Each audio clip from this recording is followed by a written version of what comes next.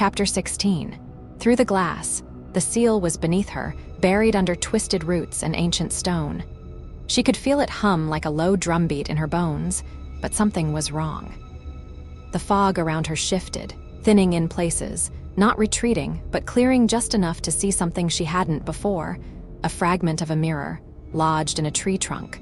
She saw her reflection in it, and her reflection did not match her movement. It blinked at her, and she didn't blink. It smiled from ear to ear. With shock, she stared at the reflection of herself.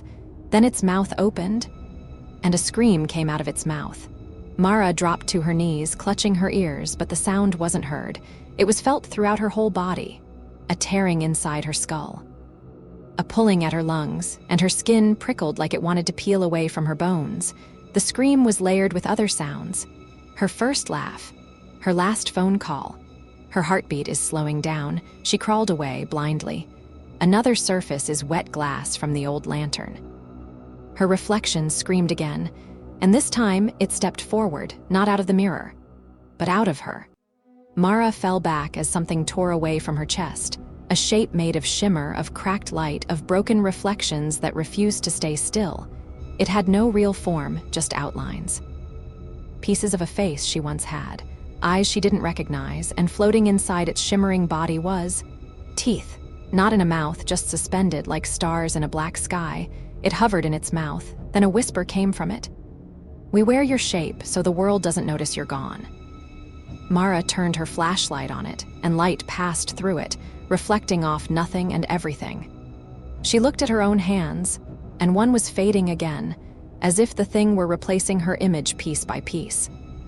Behind her, another scream, and this one came from a broken rear-view mirror half buried in mud. Another version of her. The scream reflection entity was no longer one thing that was haunting her. It was multiplying in the mirrors, feeding like a parasite and replacing her. She scrambled toward the stone circle. The seal's pull had grown stronger. She reached it just as a dozen reflections surrounded her, all Mara, and it freaks her out. She wants to scream, but nothing comes out. One opened its mouth again and could scream in her place, but before it could, the ground split up. The stones were cracking open. Light erupted upward from below, blinding and cold. The scream died in their mouths.